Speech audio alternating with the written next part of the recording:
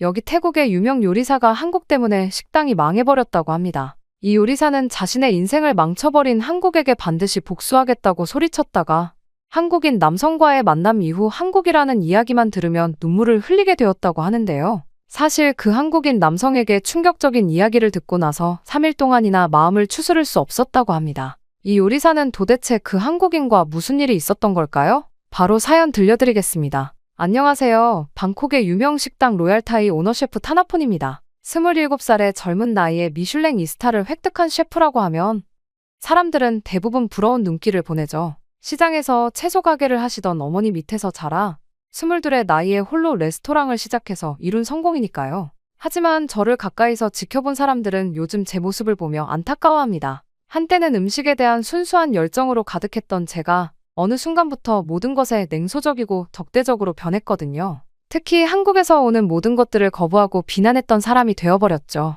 쏨차이라는 소중한 동료를 잃고 깊은 분노와 상처 속에 빠져있던 그때 누가 알았을까요? 제가 다시 한국의 음식 문화에 빠지게 되어 그들과 함께 새로운 도전을 시작하게 될 줄을? 무슨 일이 있었길래 그렇게 달라진 거예요? 하고 물으시는 분들이 많아요. 한국이 제 인생의 터닝포인트가 되었다는 말을 하면 다들 의아해하시죠. 하지만 진심입니다. 제 인생을 완전히 바꿔놓은 건 다름 아닌 그들과의 특별한 만남이었으니까요. 이쯤 되면 제가 왜 한국을 그토록 미워했고 또 어떻게 그들과 화해하게 되었는지 궁금하실 것 같네요. 그럼 이제부터 제 이야기를 들려드릴게요. 불과 몇 달 전까지만 해도 제 레스토랑은 방콕에서 가장 핫한 미슐랭 2스타 레스토랑이었죠. 27살의 젊은 나이에 이룬 성공이라 더 주목받았던 것 같습니다. 어린 시절부터 요리는 제 전부였습니다. 시장에서 채소 가게를 하시던 어머니 옆에서 자란 덕분에 신선한 재료의 중요성을 일찍부터 배웠죠. 10살 때부터 어머니의 작은 가게 한켠에서 팟타이를 만들어 팔기 시작했는데 그게 제 요리 인생의 시작이었어요.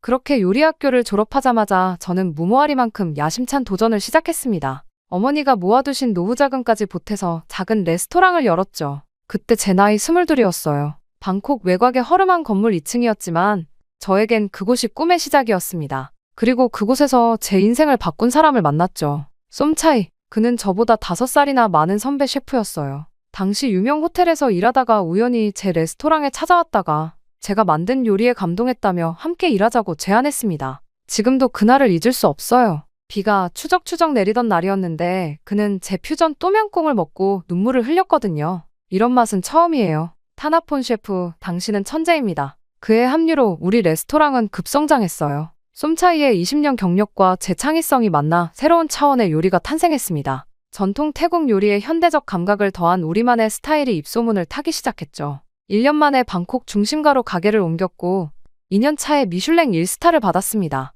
쏨차이는 단순한 동료 이상이었어요. 제가 지치고 힘들 때면 늘 곁에서 힘이 되어주었죠. 새로운 메뉴를 개발할 때면 밤을 새워가며 함께 연구했고 실패해도 다시 일어설 수 있게 해주었습니다. 그는 제 형이자 스승이자 가장 친한 친구였어요. 그렇게 성공이 계속되면서 저희는 더 큰 꿈을 꾸게 되었습니다. 태국 요리의 세계화, 그것이 우리의 목표였죠. 2년 전 마침내 미슐랭 2스타를 획득했을 때는 정말 세상을 다 가진 것 같았어요. 아시아 베스트 레스토랑 50에도 선정되었고 세계 각국의 미디어가 저희를 주목했습니다. 하지만 그때는 몰랐죠. 이 모든 성공이 한순간에 무너질 수 있다는 것을. 그리고 그 시작이 제가 가장 믿고 의지하던 쏨차이의 이야기에서 비롯될 거라는 것도 말이에요. 돌이켜보면 모든 것이 꿈만 같았습니다. 22의 젊은이가 시작한 작은 레스토랑이 미슐랭 2스타를 받기까지 정말 숨가쁜 나날들이었죠. 그리고 그 여정의 매 순간에는 늘 쏨차이가 있었어요. 그래서 더더욱 그가 떠나야만 했던 그날의 기억이 저를 괴롭게 하는지도 모릅니다.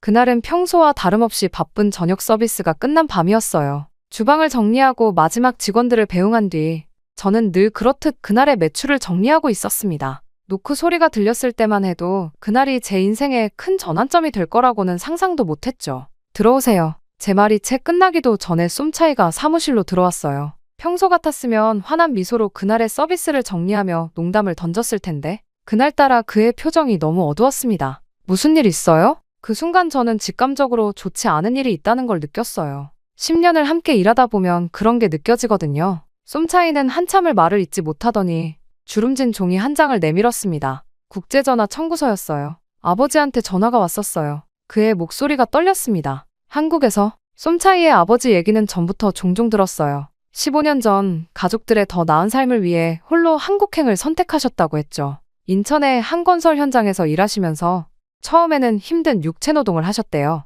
하지만 성실하게 일하시면서 점차 기술을 배우셨고 현장에서 없어서는 안 될 기술자가 되셨다고 했습니다. 아버지가 강제 추방을 당하셨어요. 쏨차이의 말에 저는 순간 귀를 의심했어요. 뭐라고요? 그게 무슨 체류 자격 연장이 거부됐대요. 현장 소장님도 많이 도와주시려 했지만 이미 결정이 났다고. 쏨차이는 말을 이어가기 힘든 듯 고개를 숙였습니다. 내일 비행기를 타야 한대요. 짐도 제대로 못 챙기시고. 순간 사무실 안이 너무 조용해졌어요. 쏨차이의 거친 숨소리만이 공간을 채웠죠. 저는 무슨 말을 해야 할지 몰라 그저 그를 바라보기만 했습니다. 20년 가까이 한 현장에서 일하셨는데 쏨차이의 목소리가 점점 작아졌어요. 마지막엔 현장 팀장까지 하셨다는데 하루아침에 그의 이야기는 계속되었습니다. 아버지가 한국에서 보내주시는 돈으로 동생들이 대학을 다니고 있다는 것, 어머니가 최근 건강이 많이 안 좋아지셨다는 것, 그리고 이제 그 모든 책임을 쏨차이가 져야 한다는 충격적인 사실까지 듣게 되었습니다.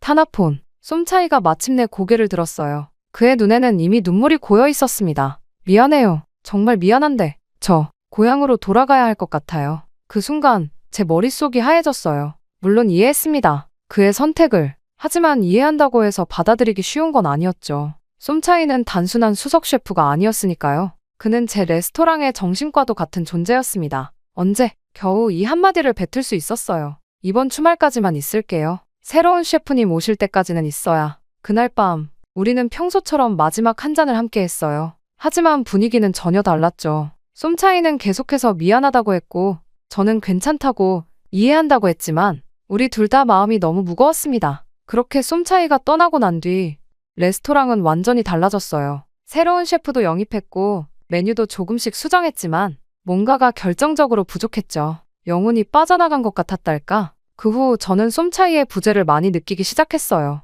레스토랑은 전과 완전히 달라졌습니다. 매일 아침 출근할 때마다 가슴이 무거웠어요. 10년 동안 매일 아침 쏨차이와 함께 시장을 다니며 재료를 고르던 루틴이 사라졌기도 했죠. 새로 영입한 셰프는 유명 호텔 출신이었지만 뭔가가 달랐어요. 셰프님, 이 소스 비율이 내가 하는 대로 해. 내가 뭘 알아? 새로운 수석 셰프는 자주 이런 식으로 주방 직원들을 대했습니다. 쏨차이라면 절대 하지 않았을 말이죠. 그는 항상 모든 직원의 의견을 존중했고 더 나은 방법이 있다면 기꺼이 수용했었는데 또 손님들의 반응도 달라졌어요. 이 또명꿍, 전이랑 맛이 완전히 다르네요. 왜 이렇게 간이 샜죠? 전에 있던 셰프는 어디 갔나요? 매일같이 이런 이야기를 들어야 했습니다. 특히 힘들었던 건 저희의 시그니처 메뉴 로얄타이 스페셜이었어요. 쏨차이와 제가 3개월 동안 밤새워 개발한 메뉴인데 새로운 셰프는 이걸 자기 방식대로 바꾸어 버렸죠. 물론 그의 방식도 틀리진 않았겠지만 그건 더 이상 우리의 요리가 아니었어요. 타나폰, 여기 봐요. 어느 날 주방 직원 중 한 명이 스마트폰을 들고 왔어요. 한국 연예인이 나오는 한 예능 프로그램에서 태국 음식을 다루고 있었는데 우리의 전통 음식을 완전히 왜곡하고 있었죠. 이게 뭐예요? 태국 음식이 이렇게 촌스럽고 저급한 음식인가요? 그날 저녁 저는 처음으로 SNS에 장문의 글을 올렸습니다. 태국의 자존심에 대하여. 그게 제 첫 게시물이었어요. 우리의 음식 문화가 얼마나 깊고 풍부한지 그리고 그것이 얼마나 무시당하고 있는지에 대한 내용이었죠. 처음에는 그저 개인적인 분노를 표출하는 것이었는데 셰프님, 정말 공감되네요. 저희 아버지도 한국에서 우리 동생도 비슷한 일을 겪었어요. 이런 이야기를 해주셔서 감사합니다. 댓글이 폭주하기 시작했어요. 저와 비슷한 경험을 한 사람들, 가족을 잃은 사람들, 부당한 대우를 받은 사람들, 그들의 이야기가 하나둘 모이기 시작했습니다. 그러다 우연히 쏨차이 아버지의 근황을 듣게 됐어요. 한국에서 20년 가까이 일하시면서 모아둔 퇴직금도 제대로 정산받지 못하셨다는 거였죠. 순간 피가 거꾸로 솟는 것 같았어요. 이게 말이 되나요? 20년을 바친 사람을. 이 게시물은 24시간 만에 10만 조회수를 기록했습니다. 그리고 제 계정 프라이드 오브 타이는 순식간에 태국의 젊은이들 사이에서 가장 영향력 있는 계정이 되었어요. 레스토랑에서도 변화가 시작됐습니다. 처음에는 한국 손님들에게 좀 더 차가운 서비스를 하는 정도였어요. 하지만 점점 그 수위가 높아졌죠. 예약을 받지 않기 시작했고 한국산 식재료도 전면 교체했습니다. 우리는 더 이상 한국과 협력하지 않습니다. 매장 입구에 이런 문구를 걸었을 때 솔직히 망설임도 있었어요. 하지만 그때 저는 이게 옳은 일이라고 믿었습니다. 그러던 어느 날 다시 잠잠해진 줄 알았던 제 일상에 폭풍우가 휘몰아쳤습니다. 그날 이후로 말이죠.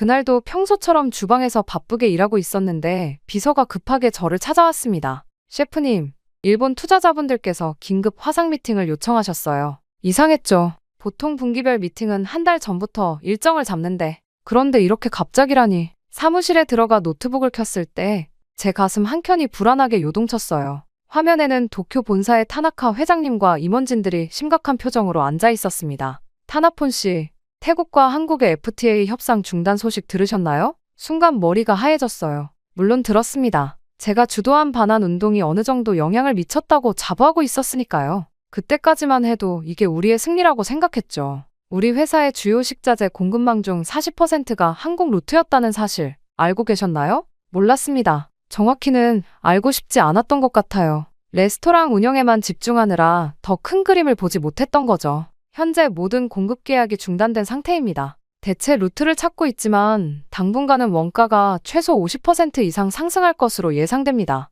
숫자들이 머릿속을 스쳐 지나갔어요. 50% 원가 상승은 곧 수익률의 급격한 하락을 의미했죠. 하지만 이건 시작에 불과했습니다. 더 큰 문제는 투자자들의 반응입니다. 현재 우리 체인의 주가가 타나카 회장님이 화면을 공유하셨어요. 그래프는 거의 수직으로 떨어지고 있었습니다. 70% 하락? 믿기지 않는 숫자였죠. 아시다시피 우리 투자자의 상당수가 한국계 펀드입니다. 그들이 투자금 회수를 통보해왔어요. 그제서야 모든 게 이해가 됐어요. 제가 그토록 비난하던 한국 자본이 사실은 우리 레스토랑을 지탱하는 중요한 기둥이었다는 걸? 아이러니하게도 제가 스스로 그 기둥을 무너뜨린 거였죠. 타나폰 씨의 SNS 활동도 문제가 되고 있습니다. 투자자들이 매우 불편해하고 있어요. 순간 식은땀이 흘렀습니다. 제 계정이 가진 영향력이 자랑스러웠는데 그게 이렇게 부메랑이 되어 돌아올 줄은 몰랐어요. 레스토랑 운영 자금도 문제입니다. 다음 달부터는 정상적인 운영이 어려울 것 같네요. 미팅이 끝나고 한참을 멍하니 앉아 있었어요.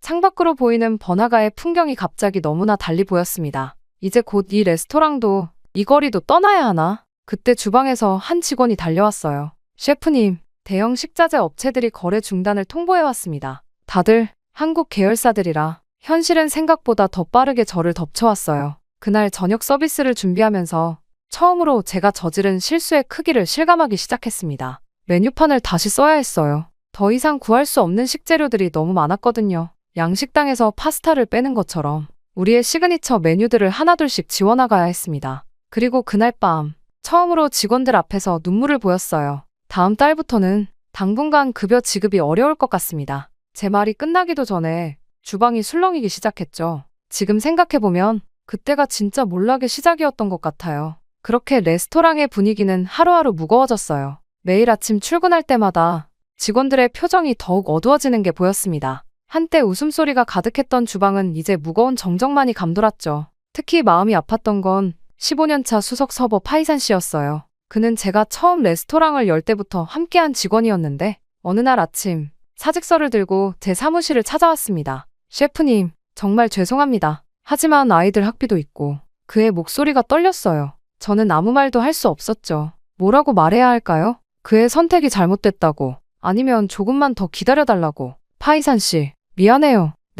아니에요. 셰프님, 오히려 제가 미안합니다. 끝까지 함께하지 못해서. 그날 이후로 직원들의 사직서가 물밀듯이 밀려들었어요. 새로운 일자리를 찾아야 했던 거죠. 한때 50명이 넘었던 직원이 이제는 10명도 채 남지 않았습니다. 메뉴도 대폭 축소해야 했어요. 더 이상 최상급 식재료를 구할 수 없었으니까요. 한국산 식재료를 대체하려 했지만 가격이 너무 비쌌어요. 중국산으로 대체하자니 품질이 확연히 달랐죠. 죄송하지만 이 메뉴는 현재 제공이 어렵습니다. 손님들께 이런 말을 할 때마다 가슴이 찢어지는 것 같았어요. 특히 단골 손님들의 실망한 표정을 보는 게 가장 힘들었죠. 미슐랭 평가단이 방문했을 때는 정말 최악이었습니다. 타나폰 씨, 솔직히 말씀드리자면 이건 더 이상 이 스타 레스토랑의 수준이 아닙니다. 그들의 평가는 냉정했어요. 다음 달 새로운 가이드북이 나올 때 우리는 별을 모두 잃게 될 거라고 현실을 직시하라고 하더군요. 아시아 베스트 레스토랑 50에서도 퇴출됐습니다. 3년 연속 20위권 내에 들었던 레스토랑이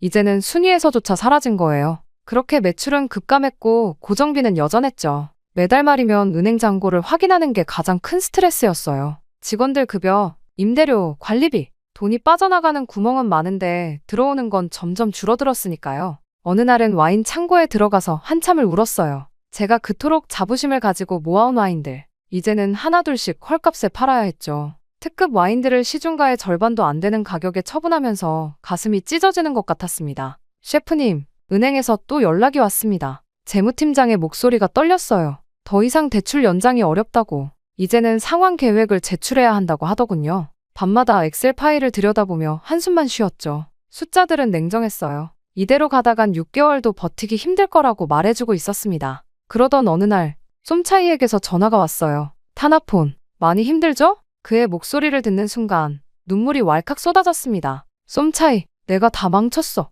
당신이 그렇게 열심히 만들어준 이 레스토랑을 내가. 전화기 너머로 들려오는 그의 한숨 소리가 너무나 무거웠어요. 그는 한동안 아무 말도 하지 않았죠. 그리고 나서야 조용히 말을 이었습니다. 타나폰, 이제라도 모든 걸 내려놓을 때가 된 것 같아요. 그의 말이 끝나기도 전에 저는 전화를 끊어버렸어요. 하지만 그가 맞았죠. 이제는 정말 모든 것을 내려놓아야 할 때였습니다. 그렇게 저는 모든 걸 정리해야겠다는 결심을 했습니다. 그렇게 레스토랑을 정리하는 건 생각보다 더 고통스러운 일이었어요. 매일 아침 출근할 때마다 한때는 생기 넘치던 공간이 조금씩 죽어가는 걸 지켜봐야 했거든요. 셰프님, 이 식기들은 어떻게 할까요? 경매에 넘기세요. 파이산 씨가 직접 고른 수제 도자기들이었는데 이제는 그저 처분해야 할 물건이 되어버렸죠. 하나하나가 추억이 담긴 것들인데 이렇게 하찮게 정리되는 게 너무 마음 아팠어요. 창고 정리를 하다가 우연히 발견한 낡은 메뉴판. 쏨차이와 함께 첫 메뉴를 구상하며 밤새 썼던 거였죠. 그때는 우리가 이렇게 될 줄 몰랐는데 그렇게 눈물을 흘리고 있는데 어떤 사람이 뒤에서 저를 불렀습니다. 타나폰 셰프님, 고개를 들어보니 낯선 중년 남성이 서 있었어요. 정장 차림이었는데 왠지 모르게 위압감이 느껴졌죠. 네, 그런데 누구? 저는 김현우라고 합니다. 전 삼성물산 식품사업부 태국 지사장이었죠. 순간 얼음물을 끼얹은 것처럼 차가워졌어요. 제가 그토록 비난했던 그들 중 한 명이 여기까지 찾아온 거죠. 무슨 일로? 타나폰 씨의 SNS 글들 전부 봤습니다. 그의 목소리는 의외로 차분했어요. 적대감이나 분노가 느껴지지 않았죠. 오히려 안타까움이 느껴졌달까요? 우리가 이곳을 떠나며 얼마나 많은 사람들이 힘들어졌는지 이제는 아시겠죠? 그는 천천히 자리에 앉았어요. 그리고 한숨을 깊게 내쉬더니 오래된 이야기를 꺼내기 시작했습니다. 15년 전 처음 태국에 왔을 때가 생각나네요. 당시 이 지역은 그저 낙후된 공업단지였어요. 하지만 우리는 이곳의 가능성을 믿었죠. 그의 말에 따르면 한국 기업들이 이 지역에 투자하기 시작하면서 많은 것이 변했다고 해요. 일자리가 늘어났고 기술이 전수됐으며 지역 경제가 활성화됐다고. 알고 계셨나요? 당신의 레스토랑 성공에도 우리가 조금은 기여했다는 걸. 처음엔 그 말이 무슨 뜻인지 이해하지 못했어요. 하지만 그의 설명을 들으며 천천히 깨달아갔죠. 이 지역의 소득 수준이 높아지면서 고급 레스토랑을 찾는 수요도 늘어났잖아요. 그게 바로 당신의 고객층이었죠. 맞았어요. 제 레스토랑의 주요 고객들은 이 지역의 신흥 부자들이었죠. 그들의 대부분이 한국 기업들과 직간접적으로 연관된 사람들이었다는 걸 이제야 깨달았습니다. 지금 이 지역을 한번 둘러보시겠어요? 그와 함께 거리로 나왔어요. 한때는 활기가 넘치던 거리가 이제는 마치 유령도시처럼 변해 있었죠. 문을 닫은 가게들, 텅 빈 상가들, 저기 보이는 건물, 전에는 우리 직원들이 자주 가던 커피숍이었죠. 저 식당은 매일 점심시간마다 줄을 섰었는데 저기 분식집 주인장님은 자식 셋을 모두 대학에 보냈다고 자랑하시곤 했죠. 그의 설명을 들으며 거리를 걷는 동안 제 마음이 점점 무거워졌어요. 제가 주도한 반한 감정이 결국 이런 결과를 가져왔다는 게 너무나 고통스러웠습니다. 우리가 떠난 자리를 중국 기업들이 채우고 있다고 들었어요. 어떠신가요? 그들과 일해보니? 쓴웃음이 났어요. 중국 업체들과 거래해보니 한국 기업들이 얼마나 신뢰할 만한 파트너였는지 뼈저리게 깨달을 수 있었거든요. 이제 무얼 하실 건가요? 타나폰 씨. 그의 질문에 바로 답할 수 없었어요. 하지만 한 가지는 확실했습니다. 더 이상 증오와 분노로는 아무것도 해결할 수 없다는 것. 김현우 전 지사장님과의 만남 이후 저는 깊은 고민에 빠졌어요. 그날 밤 문득 쏨차이와 대화를 하고 싶다는 생각에 전화를 걸었습니다. 쏨차이, 아버님 좀 바꿔주실 수 있나요? 잠시 후 수화기 너머로 낯익은 목소리가 들려왔어요. 쏨차이 아버님의 목소리는 제가 기억하던 것보다 훨씬 온화했습니다. 타나폰, 많이 힘들지? 의외의 첫마디였어요. 제가 그토록 한국을 비난했는데 오히려 저를 걱정해 주시다니. 목이 메어 한동안 말을 잇지 못했습니다. 아버님, 한국에서의 시간이 정말 그렇게 힘들기만 하셨나요? 깊은 한숨소리가 들려왔어요. 그리고 아버님은 천천히 이야기를 시작하셨습니다. 1998년 처음 한국에 갔을 때를 기억해. 인천공항에 내리자마자 무서웠지. 언어도 모르고 문화도 달랐으니까. 하지만 그게 내 인생의 전환점이 된 줄은 그때는 몰랐어. 아버님의 이야기는 제가 알던 것과는 전혀 달랐어요. 힘든 시간도 있었지만 그보다 더 많은 따뜻한 추억이 있었다고 하셨죠. 현장 소장님이 내 딸 결혼식에 참석하려고 태국까지 오신 거 알아? 쏨차이가 요리사가 되겠다고 했을 때도 소장님이 학원비를 지원해 주셨어. 1시간 가까이 이어진 통화에서 저는 전혀 새로운 이야기를 들었어요. 20년간의 시간이 결코 강제노동이나 착취가 아니었다는 거. 오히려 서로를 이해하고 배려하는 관계였다는 거. 마지막으로 하고 싶은 말이 있다면 네, 말씀해 주세요. 타나폰, 미움은 미움만 낳는단다. 넌 좋은 요리사야. 음식으로 사람들을 행복하게 해줄 수 있는 사람이지. 그런 내가 증오를 퍼뜨리는 사람이 되면 안 돼. 그 말씀이 제 가슴을 깊이 찔렀어요. 정작 제가 해야 할 일은 다른 거였는데 엉뚱한 곳에서 시간을 허비하고 있었던 거죠. 그렇게 통화가 끝나고 저는 레스토랑 주방으로 향했어요. 텅 빈 주방에 불을 켜고 오랜만에 칼을 잡았습니다. 요리는 항상 제게 위안이 되어주었거든요. 식재료를 다듬으며 생각했어요. 음식에는 국경이 없다고들 하죠. 한국의 김치와 태국의 솜땀이 어우러져 새로운 맛을 만들어내는 것처럼 우리도 서로를 이해하고 받아들일 때 더 나은 무언가를 만들어낼 수 있지 않을까. 그날 밤 저는 새로운 메뉴를 구상했어요. 한국과 태국의 식재료를 조화롭게 섞은 퓨전 요리. 어쩌면 이게 제가 진정으로 해야 할 일의 시작일지도 모른다는 생각이 들었습니다. 쏨차이, 나 다시 시작할 수 있을까요? 그럼요. 쏨차이와 문자를 하면서 저는 마음을 다잡을 수 있었습니다. 무언가를 해야 한다는 생각이 솟구쳤어요. 그렇게 마음을 다잡고 컴퓨터 앞에 앉았습니다. 10만 명의 팔로워를 가진 프라이드 오브 타이 계정. 한때는 자부심이었던 이 계정이 이제는 제게 큰 부담으로 다가왔어요. 여러분, 저는 그동안 큰 잘못을 저질렀습니다. 떨리는 손으로 첫 문장을 적었어요. 키보드 위에서 손가락이 몇 번이나 멈칫거렸지만 이제는 더 이상 진실을 외면하지 않기로 했습니다. 지난 1년간 저는 잘못된 분노와 오해로 많은 거짓 정보를 전파했습니다. 특히 한국에 대한 제 주장들은 대부분 편견과 감정에 기반한 것이었음을 고백합니다. 엔터키를 누르자마자 댓글이 달리기 시작했어요. 배신자, 한국 돈에 매수됐네. 너도 결국 그들 편이었어? 하지만 멈출 수는 없었습니다. 쏨차이 아버님의 진짜 이야기를 시작했어요. 한국에서 20년간 일하신 분의 진짜 증언을 들려드리겠습니다. 제가 그동안 왜곡했던 진실, 그들의 발전 과정에서 우리가 배워야 할 점들, 그렇게 실제 사례들을 하나하나 적어내려갔어요. 한국 기업들의 기술 전수 프로그램, 현지 직원 교육 시스템, 위기 때 보여준 리더십, 제가 듣고 배운 모든 것을 있는 그대로 공유했습니다. 태국 요리사로서 특히 감명 깊었던 건 한국의 음식 문화입니다. 김치 하나만 보더라도 그들의 끈기와 계획성이 고스란히 담겨있죠. 다음 세대를 위해 먹거리를 준비하는 마음. 그때 한 댓글이 제 눈에 들어왔어요. 저는 삼성전자 태국 공장에서 일했던 직원입니다. 셰프님 말씀이 맞아요. 그들에게서 배운 건 단순한 기술이 아니었어요. 일하는 자세, 책임감, 미래를 준비하는 태도. 조금씩 분위기가 달라지기 시작했습니다. 비난하는 댓글 사이로 자신의 경험을 나누는 사람들이 하나둘 늘어났어요. 저희 아버지도 현대건설에서 15년 일하셨어요. 덕분에 저희 삼형제가 모두 대학을 나올 수 있었죠. 한국 회사가 떠난 뒤 우리 동네가 얼마나 침체됐는지 아세요? 용기를 내어 더 깊은 고백을 이어갔습니다. 제 레스토랑이 망하게 된 것도 결국 제 잘못된 판단 때문이었습니다. 감정적인 대응이 얼마나 많은 사람들에게 피해를 줬는지, 직원들의 일자리, 협력업체들과의 관계, 지역 경제에 미친 영향까지. 글이 길어질수록 오히려 마음은 가벼워졌어요. 이제는 더 이상 숨기지 않고 있는 그대로의 진실을 말할 수 있다는 게 오히려 후련했습니다. 그래서 저는 새로운 도전을 시작하려고 합니다. 이번에는 증오가 아닌 이해를, 대립이 아닌 협력을 이야기하고 싶어요. 한국과 태국이 서로에게서 배우고 성장할 수 있는 방법을 함께 찾아보고 싶습니다. 마지막으로 쏨차이에게 받은 사진 한 장을 올렸어요. 20년 전 한국 현장에서 찍은 그의 아버님 사진이었죠. 환한 미소로 동료들과 어깨를 걸고 있는 모습.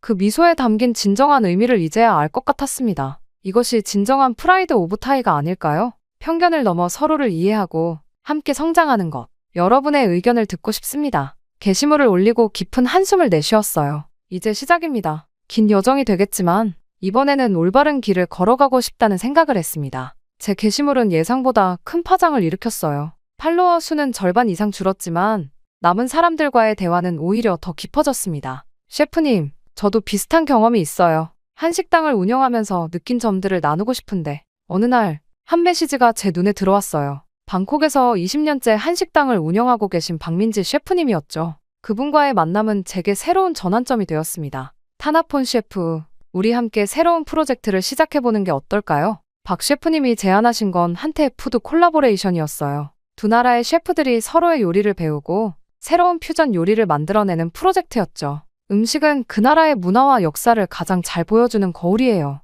우리가 서로를 이해하는 가장 좋은 방법이 될 수 있죠. 처음에는 작은 규모로 시작했어요. 제 레스토랑의 남은 주방을 활용해서 매주 토요일마다 한국과 태국의 젊은 셰프들이 모였습니다. 와, 김치와 똠양꿍의 조화가 이렇게 완벽할 줄이야. 태국 컵으로 만든 비빔밥이라니 정말 신선해요. 새로운 맛을 만들어내는 과정은 그 자체로 문화적 소통이었어요. 서로의 식재료를 이해하고 조리법을 배우면서 자연스럽게 서로의 문화도 이해하게 됐죠. SNS에도 변화가 찾아왔습니다. 이제는 프라이드 오브 타이가 아닌 브리지 오브 테이스트라는 새 계정으로 활동하기 시작했어요. 양국의 음식 문화를 소개하고 새로운 퓨전 요리를 공유하는 플랫폼이 된 거죠. 오늘은 한국의 된장과 태국의 남프릭을 활용한 새로운 소스를 만들어 보았습니다. 두 나라의 전통이 만나 탄생한 이 맛을, 특히 뿌듯했던 건 쏨차이가 다시 합류하게 된 거예요. 그는 이제 한국의 유명 셰프들과 교류하면서 새로운 메뉴 개발에 앞장서고 있습니다. 타나폰, 우리가 진작 이렇게 했어야 했는데 말이에요. 프로젝트는 점점 더 큰 관심을 받기 시작했어요. 현지 언론에서도 주목하기 시작했고 양국 대사관에서도 지원 의사를 밝혀왔습니다. 이게 바로 우리가 원하던 문화 교류의 모습입니다. 음식을 통해 서로를 이해하고 더 놀라운 변화는 교육 분야에서 일어났어요. 우리의 프로젝트를 본 태국의 요리학교들이 한국 요리 과정을 개설하기 시작했고 한국의 요리학교들도 태국 요리에 더 많은 관심을 보이기 시작했죠. 다음 달부터는 한국의 유명 요리학교와 학생 교환 프로그램을 시작합니다. 양국의 젊은 셰프들이 이제 제 꿈은 더 커졌어요. 단순한 레스토랑 운영을 넘어 음식을 통해 두 나라의 문화적 가교 역할을 하고 싶었거든요. 우리의 다음 프로젝트는 아시안 퓨전 아카데미입니다. 아시아의 다양한 음식 문화가 만나 새로운 가능성을 만들어내는 공간. 그리고 마침내 우리는 새로운 레스토랑을 열게 되었어요. 하모니라는 이름의 이 공간에서 우리는 매일 새로운 도전을 이어가게 되었습니다. 저는 시간이 얼마나 걸려도 좋으니 이전에 그 열정을 가득 담은 식당을 운영하겠다는 일념으로 하루하루를 다시 열심히 살아가게 되었습니다. 그렇게 지내다 보니 시간이 쏜살같이 흘렀고 그 열정을 세상이 알아주기라도 한 듯 사람들 사이에서 식당이 입소문을 타기 시작했습니다. 오늘의 스페셜 메뉴는 김치 똠양 리조또입니다. 한국의 매운맛과 태국의 신맛이 만나? 오늘 아침 하모니 레스토랑의 창문을 열면서 문득 지난 시간을 돌아보게 됐어요. 한때는 분노와 오해로 가득 찼던 제가 이제는 매일 아침 한국과 태국의 젊은 셰프들을 맞이하며 새로운 꿈을 키워가고 있다는 게 신기하기만 합니다. 셰프님, 오늘의 특강 준비는 다 되었습니다. 우리 레스토랑은 이제 단순한 음식점이 아닌 교육의 장이 되었어요. 매주 월요일마다 양국의 베테랑 셰프들을 초청해서 마스터 클래스를 진행하고 있죠. 오늘은 특별히 김현우 전 지사장님이 강연을 해주시기로 했습니다. 한국과 태국의 관계는 음식처럼 발효되어야 합니다. 시간이 걸리더라도 자연스럽게 숙성되어 강연장은 늘 젊은 열기로 가득해요. 요리를 배우러 왔다가 두 나라의 문화와 역사 그리고 서로에 대한 이해를 넓혀가는 학생들을 보면 가슴이 뭉클해집니다. 특히 자랑스러운 건 셰프 익스체인지 프로그램이에요. 매달 5명의 태국 셰프들이 한국으로 5명의 한국 셰프들이 태국으로 가서 3개월간 현장 실습을 하는 프로그램이죠. 타나폰 셰프님, 저 이번에 서울 강남의 미슐랭 레스토랑에서 실습하게 되었어요. 젊은 셰프들의 눈빛이 반짝이는 걸 볼 때마다 제가 과거에 저질렀던 실수가 오히려 새로운 기회가 되었다는 생각이 듭니다. 쏨차이도 이제는 완전히 달라졌어요. 한국의 유명 셰프들과 공동으로 레시피 북을 출간하기도 했고 최근에는 서울에서 팝업 레스토랑을 열어 큰 성공을 거두었죠. 타나폰, 우리가 이렇게 성장할 수 있을 거라고 상상이나 했었나요? SNS에서도 변화는 계속되고 있어요. 브리지 오브 테이스트는 이제 20만 팔로워를 보유한 영향력 있는 채널이 되었습니다. 더 이상 증오나 편견을 퍼뜨리는 것이 아닌 문화적 이해와 존중을 이야기하는 공간으로 자리 잡았죠. 오늘은 한국의 젓갈과 태국의 남불라를 비교해 보겠습니다. 두 나라의 발효 문화가 얼마나 깊은 연관성을 가지고 있는지 지난주에는 특별한 손님이 찾아오셨어요. 태국이 한국 대사님이셨죠. 타나폰 씨가 보여준 용기와 변화, 이것이 바로 우리가 원하는 진정한 문화 교류의 모습입니다. 대사님은 우리 레스토랑을 양국 문화교류의 성공 사례로 소개하고 싶다고 하셨어요. 다음 달에는 서울에서 열리는 아시아 음식문화 박람회에도 초청을 받았습니다. 하지만 가장 큰 변화는 제 마음속에서 일어났어요.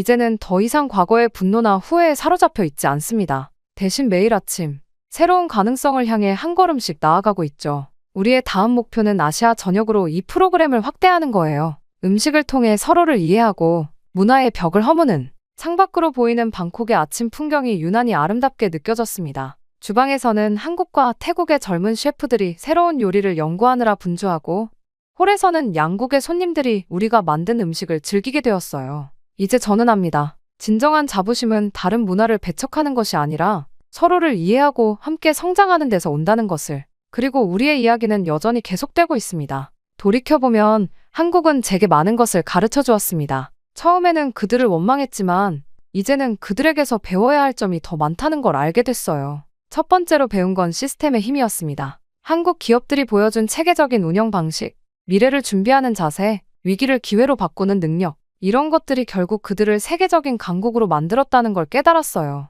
두 번째는 상생의 가치였죠. 쏨차이 아버님의 이야기처럼 한국 기업들은 단순히 이윤만을 추구하지 않았어요. 현지 직원들의 교육과 성장을 돕고 지역 사회와 함께 발전하는 방법을 찾았죠. 이것이 진정한 국제 협력의 모습이라는 걸 이제는 알아요. 가장 큰 깨달음은 겸손의 미덕이었습니다. 한때 저는 우리의 자존심만을 내세웠지만 한국은 끊임없이 배우고 발전하는 자세로 오늘의 성공을 이뤄냈어요. 그들은 선진국이 된 지금도 계속해서 새로운 것을 배우려 노력하고 있죠. 이제 저는 매일 아침 우리 레스토랑 하모니에서 이런 가치들을 실천하려 노력합니다. 한국과 태국의 맛이 어우러진 새로운 요리를 만들며 음식을 통해 서로를 이해하고 존중하는 법을 배워가고 있어요. 제 이야기는 여기서 끝나지만 새로운 시작이기도 합니다. 한국이 보여준 발전의 모델을 따라 이제는 제가 누군가의 롤모델이 되고 싶어요. 증오가 아닌 이해로, 대립이 아닌 협력으로 우리는 함께 더 나은 미래를 만들어갈 수 있을 거라 믿습니다. 제 이야기를 들어주신 모든 분들께 감사의 말씀 전하고 싶습니다. 안녕하세요. 감동저 장소입니다. 저희가 정말 괜찮은 기업을 소개해드리려고 하는데요. 바로 KS 오토플랜이라는 회사입니다. 사회 취약계층분들을 위해서 선한 영향력을 펼치고 있는 건 물론 이번에 구독자님들에게 저렴한 가격으로 차량을 구매하실 수 있게 타임 특가를 준비했다고 하는데요. 소렌토, 스포티지가 월 25만 원이라면 믿겨지십니까? 취득세, 자동차세, 정비비용, 보험료까지 모두 KS 오토플랜에서 책임지니 월 저렴한 비용만 내시고 차량을 이용하시면 됩니다. 차량 구매부터 기존 차량 처리까지 원스톱으로 도와드리고 있습니다. 저희 KS 오토플랜은 항상 고객님께 듣고 고객님으로부터 답을 찾아 고객님께 돌려드리겠습니다. 구독자 전용 이벤트 진행 중이니 놓치지 말고 고정 댓글을 확인해주세요. 어떻게 이렇게 사람을 개돼지 취급을 하지? 한국 사람들의 실체를 전 세계인이 알아야 해. 여기 태국의 한 외교부 장관 여비서관이 걸려온 전화 한 통에 눈물을 흘리고 있습니다. 한국이 한 가정을 파괴했다며 곧바로 태국 외교부에 보고를 올리는데요. 분을 삭힐 수 없던 이 비서관은 한국에서 태국인 노동자들에게 저지른 행동이 국제적인 책임을 져야 한다며 기자회견을 열겠다며 흥분을 감추지 못하고 있습니다. 과연 어떤 일이 있었기에 이 여비서관이 이렇게 화가 나 있는 걸까요? 오늘의 사연 바로 만나보겠습니다. 안녕하세요. 저는 태국의 대기업 중 하나인 CP그룹의 외동딸인 파니다입니다. 현재는 외교부 장관 비서로 일하고 있죠. 파리 소르본 대학에서 국제정치학을 전공했고 브라운 대학원에서 외교학 석사를 마쳤습니다. 방콕의 화려한 저택에서 자란 제 어린 시절은 마치 동화 속 공주님처럼 평온하고 풍요로웠어요. 수십 명의 관리인이 늘 저를 따랐고 원하는 건 뭐든 가질 수 있었어요. 하지만 그런 삶이 전부는 아니었습니다. 어린 시절부터 저는 늘 특별한 무언가를 갈망했어요. 파니다, 오늘은 무슨 레슨 받고 싶으세요? 피아노? 발레? 아니면 승마? 매일 아침 집사가 묻던 질문이 지루하게 느껴졌죠. 난 다른 걸 해보고 싶어요. 뭔가 새로운 거요. 그리고 15살이 되던 해, 운명처럼 찾아온 기회가 있었어요. 학교 게시판에서 본 한국으로의 교환학생 프로그램이었죠. 그때까지 한국이란 나라는 저에게 그저 지도에서 본 작은 반도에 불과했어요. 하지만 왠지 모를 끌림이 있었습니다. 아빠, 엄마, 저 한국에 가보고 싶어요. 저녁 식사 자리에서 꺼낸 이야기에 부모님은 당황하셨어요. 한국이라니? 굳이 우리 딸이 먼 나라에 가서 고생할 필요가 있겠니? 어머니가 걱정스러운 눈빛으로 말씀하셨지만 저는 간절히 설득했습니다. 제가 꼭 경험해보고 싶어요. 새로운 문화를 배우고 싶어요. 한 달간의 설득 끝에 마침내 허락을 받아냈어요. 공항으로 향하는 차 안에서 어머니는 계속 당부하셨죠. 판이다. 힘들면 바로 돌아오겠다고 약속해줘. 네, 엄마. 하지만 전 잘 알 수 있을 거예요. 드디어 도착한 인천공항. 쌀쌀한 가을바람이 제 뺨을 스쳤어요. 낯선 한글 간판들과 분주히 오가는 사람들 사이에서 처음으로 느낀 설렘이 아직도 생생합니다.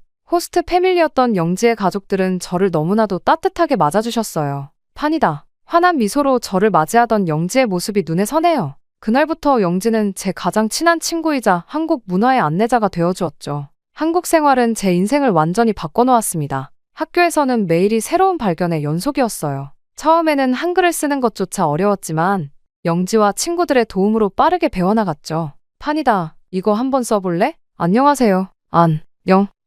세요. 서툰 글씨로 한글을 따라 쓸 때마다 영지가 환하게 웃어주던 기억이 납니다. 한국의 사계절을 느끼며 저는 점점 이 나라에 빠져들어갔어요. 봄에는 벚꽃이 흩날리는 남산을 거닐었고 여름에는 친구들과 한강에서 치맥과 라면을 즐겼죠. 가을에는 단풍 든 경복궁을 거닐었고 겨울에는 북촌한 옥마을에서 눈 내리는 풍경을 감상했습니다. 판이다. 이번 주말에 우리 집에서 드라마 볼래? 영지의 제안으로 시작된 한국 드라마 감상은 어느새 주말의 루틴이 되었어요. 영지와 함께 떡볶이를 먹으며 드라마를 보며 밤을 새우던 순간들이 지금도 그립습니다. 한국 음식도 어느샌가 푹 빠졌어요. 처음 먹어본 김치는 너무 맵다고 생각했는데 어느새 매일 찾게 되었죠. 판이다. 김치찌개 더 먹을래? 영지 어머니께서 늘 넉넉히 담아주시던 찌개 한 그릇의 정이 잊히지 않아요. 그렇게 1년이라는 시간이 꿈처럼 흘러갔습니다. 태국으로 돌아가야 할 때가 되자 저는 깊은 고민에 빠졌어요. 이미 제 마음속에는 한국이라는 나라가 깊이 자리 잡고 있었거든요. 판이다. 보고 싶을 거야. 영지가 눈물을 글썽이며 말했죠. 응, 꼭 다시 올 거야. 약속할게. 아쉬운 작별 인사를 뒤로하고 귀국 후 저는 부모님께 충격적인 말씀을 드렸습니다. 저 한국어를 전공하고 싶어요. 나중에 외교관이 되고 싶습니다. 예상대로 부모님의 반응은 차가웠어요. CP그룹의 후계자가 될 것이라 믿었던 부모님께는 청천벽력 같은 소식이었겠죠. 정신이 나갔구나. 회사를 물려받을 사람이 외교관은 무슨. 아버지는 크게 화를 내셨고 어머니는 며칠을 우셨어요. 하지만 저는 포기하지 않았습니다. 매일 밤늦게까지 한국어를 공부했고 한국 관련 뉴스와 시사를 챙겨보았죠. 대학에서도 최상위권 성적을 유지하며 제 진심을 보여드렸어요. 판이다. 내가 이렇게까지 하고 싶은 일이라면.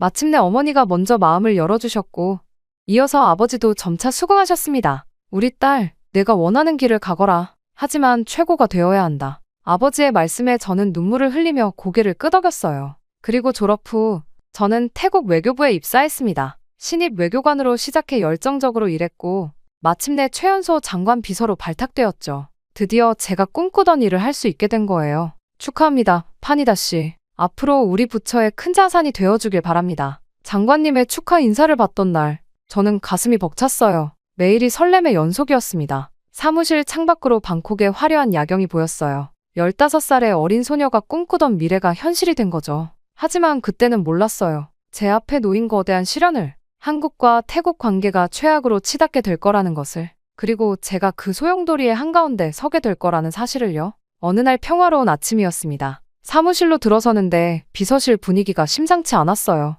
평소엔 활기찬 직원들의 얼굴이 굳어 있었고 모두가 휴대폰을 들여다보고 있었죠. 판이다 비서관님, 뉴스 보셨나요? 동료가 조심스럽게 물었어요. 휴대폰을 내밀며 보여준 화면에는 충격적인 헤드라인이 떠 있었습니다. 한국 정부, 태국인 불법 체류자 전격 추방 조치. 72시간 내 출국 명령. 심장이 덜컥 내려앉았어요. 믿을 수 없는 소식이었죠. 뒤이어 연이은 뉴스들이 쏟아졌습니다. 한국 내 태국인 불법 체류자 3만 명 전격 단속. 주한 태국 대사관 앞 태국인들 농성 시작. 한국 경찰, 농성 태국인 강제 해산. 부상자 속출? 이게 말이 돼요? 우리 국민들을 이렇게 대하다니. 동료들의 분노 섞인 목소리가 들려왔어요. 저도 할 말을 잃었습니다. 그날 오후 방콕 시내에서 첫반한 시위가 시작됐어요. SNS를 통해 빠르게 퍼진 소식에 수백 명의 시민들이 한국 대사관 앞에 모였죠. 한국은 사과하라. 우리 국민을 돌려보내라. 분노한 군중들의 함성이 방콕 거리를 울렸습니다. 시위는 걷잡을 수 없이 확산되었어요. 파타야, 푸켓, 치앙마이, 태국 전역에서 반한 시위가 벌어졌죠. 한국 식당들이 습격당하고 한국 제품 불매운동이 시작됐습니다. 한국 관광객 90% 감소, 태국 관광업계 직격탄, 방콕 시내 한국 식당들 줄폐업, 한인타운 초토화. 매일 아침 쏟아지는 뉴스를 보며 가슴이 아팠어요. 제 마음속에서도 분노가 끓어올랐습니다. 15년 전 그토록 따뜻하게 저를 품어준 나라가 맞나요? 영진의 가족이 보여준 그 정이 거짓이었던 걸까요? 사무실 창밖으로 시위대의 함성이 들렸어요. 그들의 분노를 이해할 수 있었죠. 저도 태국인으로서 우리 국민이 부당한 대우를 받는다고 느꼈으니까요. 판이다, 너도 한국에서 공부했다며? 어떻게 생각해? 동료들이 물었을 때 저는 망설임 없이 대답했어요. 너무 실망스럽네요. 이럴 수가 있나요? 그날 밤 평소와 달리 술을 마셨습니다. 취기가 오르자 참았던 감정이 폭발했어요. SNS에 글을 올렸죠. 한국, 당신들의 위선에 실망했습니다. 따뜻한 정을 강조하더니 결국 이것이 당신들의 진짜 모습입니까? 내 청춘을 바쳐 사랑했던 나라가 맞나요? 순식간에 제 글은 수만 건의 공유와 댓글이 달렸어요. 판이다, 비서관님 말씀이 맞습니다. 한국의 진짜 모습이 드러났네요. 우리도 더 이상 속지 맙시다. 다음 날 아침, 숙취와 함께 찾아온 것은 더 큰 충격이었습니다. 제 글이 주요 언론에 인용되어 보도된 거예요. 장관 비서관, 한국의 위선적 모습에 실망? 정부 고위 관료도 한국 비판 휴대폰은 쉴 새 없이 울렸어요. 기자들의 인터뷰 요청이 쏟아졌고 SNS 팔로워는 기하급수적으로 늘어났죠.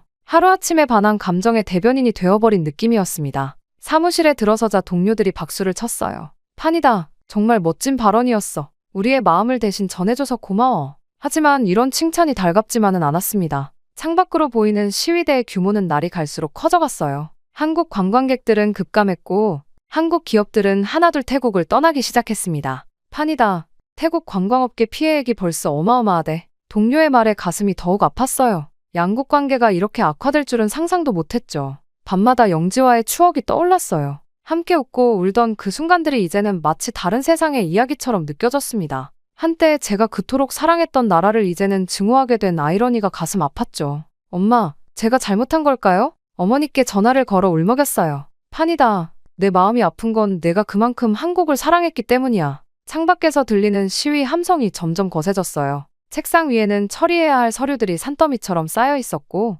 휴대폰은 계속해서 울렸습니다. 저는 사무실 창가에 기대어 먼 하늘을 바라봤어요. 서울에서 보았던 그 하늘과 같은 하늘인데 이제는 모든 것이 달라져 버렸네요. 가슴 한켠에서는 이 모든 게 잘못되어 가고 있다는 불안감이 자라고 있었습니다. 이대로 괜찮은 걸까? 그때는 몰랐어요. 이 모든 상황의 진실이 제가 알고 있던 것과는 너무나 다르다는 것을. 그리고 그 진실을 마주하게 될 때 제가 얼마나 큰 충격을 받게 될지를요. 판이다, 비서관님, 장관님께서 찾으십니다. 평소와 다른 비서실장의 긴장된 목소리에 가슴이 철렁했어요. 판이다, 자네에게 특별한 임무를 맡기고 싶네. 장관님의 표정은 무거웠습니다. 불법 체류자 추방건과 관련해서 진상조사를 해주게. 자네는 한국을 잘 아니까. 예상치 못한 지시에 당황했지만 이건 기회라고 생각했어요. 불법 체류자들이 겪은 부당한 대우를 밝혀낼 수 있을 거란 확신이 들었거든요. 첫 인터뷰 대상자는 10년간 한국에서 살다 강제 추방된 수파퐁 씨였습니다. 저는 정말 열심히 살았어요.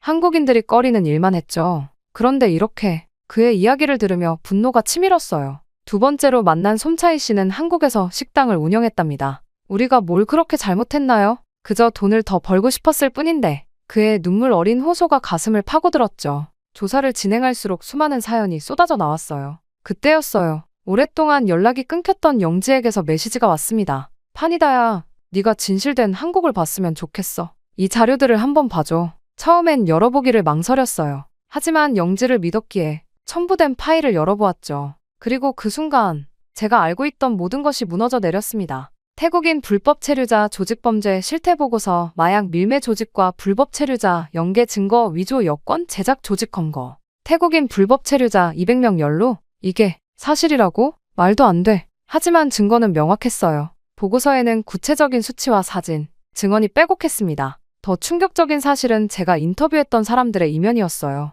수파퐁 씨는 불법 취업 알선 조직의 핵심 인물이었고 솜차이 씨의 식당은 마약 거래의 거점이었답니다. 영지야, 이게 다 사실이야? 떨리는 손으로 메시지를 보냈어요. 응. 한국 정부도 오랫동안 고민했어. 하지만 범죄 조직이 너무 커져서 추가 조사를 해보니 더 많은 진실이 드러났어요. 불법 체류자 문제는 단순한 체류 기간 초과가 아니었습니다. 조직적인 범죄 네트워크가 있었고 이는 양국의 치안을 위협하고 있었죠. 통계 자료도 충격적이었어요. 불법 체류자 범죄 발생률 5년간 300% 증가, 위조 여권 적발 건수 매년 2배씩 증가, 마약 밀매 사건 80%가 불법 체류자 연루. 한국 정부의 고민도 이해가 됐어요. 3년간 잦은 출국 프로그램을 운영했지만 성과가 없었고 범죄 조직은 오히려 더 커져만 갔다고 해요. 결국 불가피한 선택을 할 수밖에 없었던 거죠. 더 놀라운 것은 한국이 태국 경제에 미친 긍정적인 영향이었어요.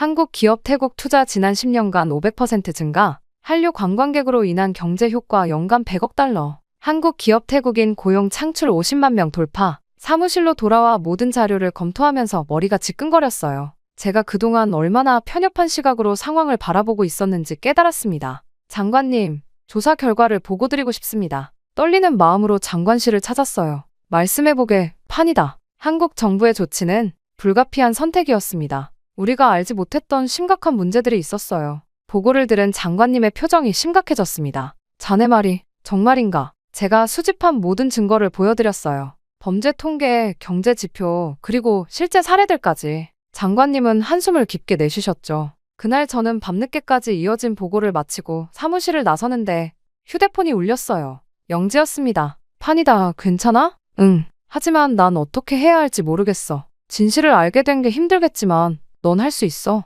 난 널 믿어. 창밖으로 여전히 시위대의 함성이 들렸어요. 하지만 이제는 그 함성이 다르게 들렸습니다. 진실을 모른 채 분노하는 사람들. 제가 그랬던 것처럼요. 책상 위에는 제가 SNS에 올렸던 한국 비난 글이 출력되어 있었어요. 그 글을 보며 깊은 한숨이 나왔습니다. 이제 저는 선택을 해야 했어요. 침묵하고 편안함을 택할 것인가?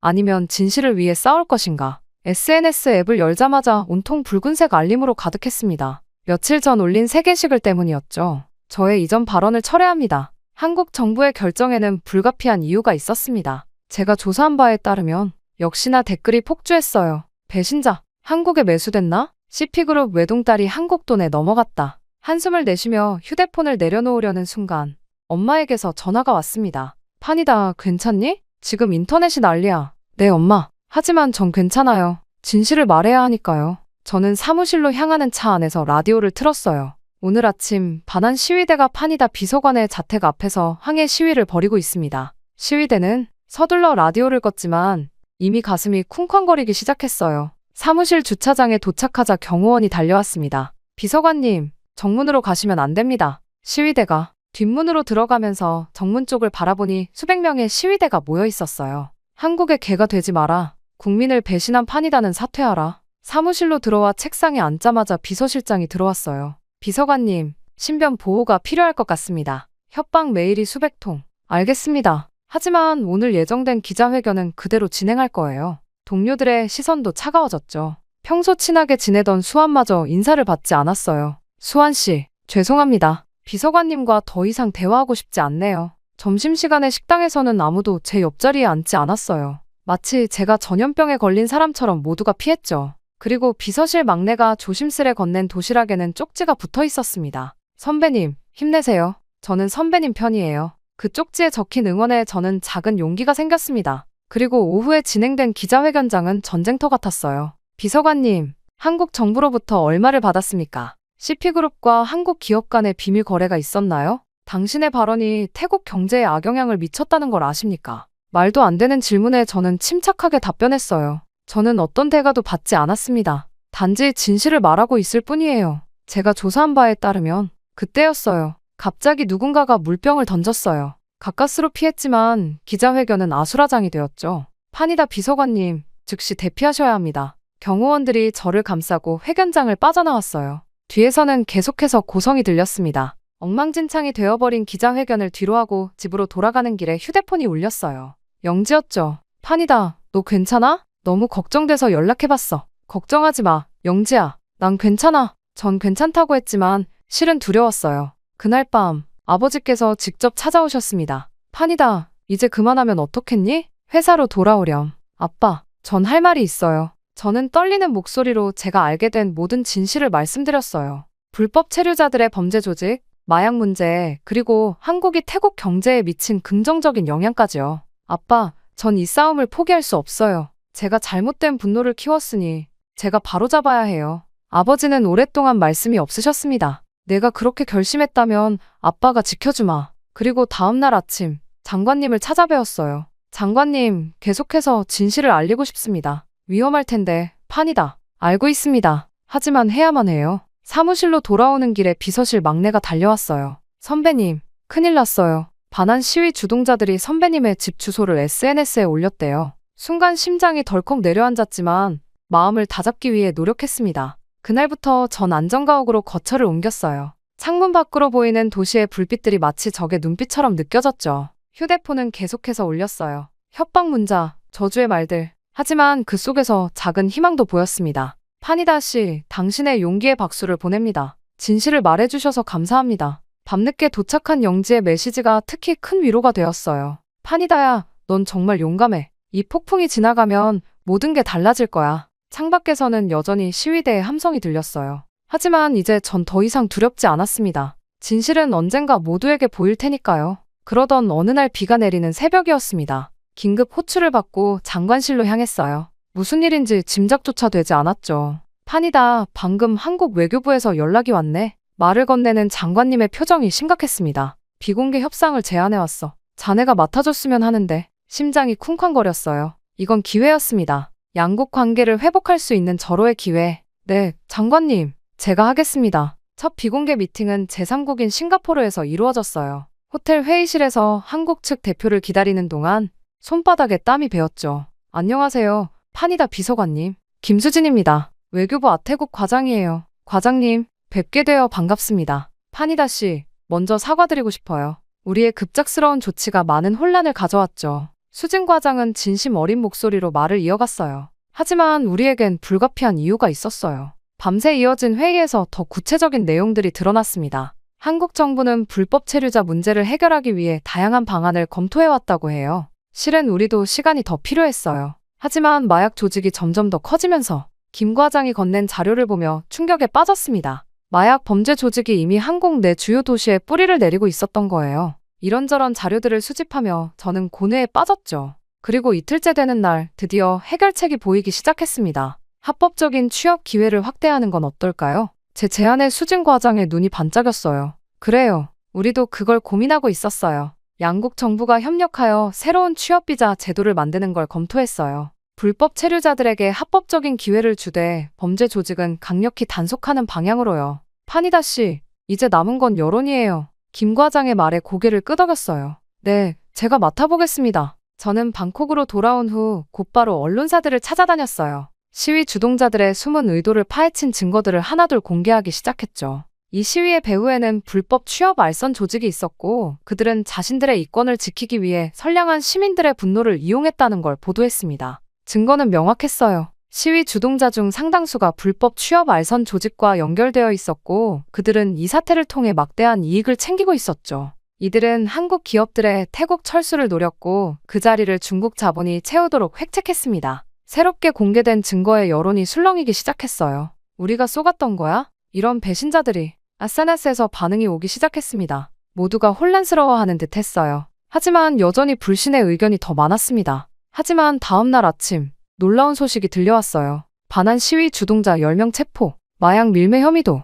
불법 취업 알선 조직 검거, 수백억 원대 비자금 적발. 태국 경찰이 드디어 움직이기 시작한 거였어요. 그동안 숨겨져 있던 진실이 하나둘 수면 위로 떠올랐습니다. 파니다, 정말 수고했어요. 장관님이 제 어깨를 두드리셨어요. 이제 양국 정부가 공식 발표를 준비 중입니다. 그날 저녁 태국 총리와 한국 대통령의 공동 성명이 발표됐어요. 양국은 이번 사태를 교훈 삼아 더욱 돈독한 관계를 만들어 나갈 것을 약속합니다. SNS의 분위기도 달라지기 시작했습니다. 악플들 사이에서 응원하는 댓글도 하나 둘 보였어요. 파니다 비서관님, 죄송했습니다. 진실을 알려주셔서 감사합니다. 우리도 이제 냉정히 생각해봐야 할 때예요. 그리고 밤늦게 영지에게서 전화가 왔어요. 파니다, 기사 봤어. 대단하다 정말. 그리고 고마워. 고마워 영지야. 내가 있어서 여기까지 올 수 있었어. 저의 책상 위에는 새로운 프로젝트 계획서가 놓여 있었습니다. 한국-태국 문화교류 확대 프로그램 새로운 취업비자 제도 가이드라인 양국 청년 교류 활성화 방안 이제 진짜 시작이구나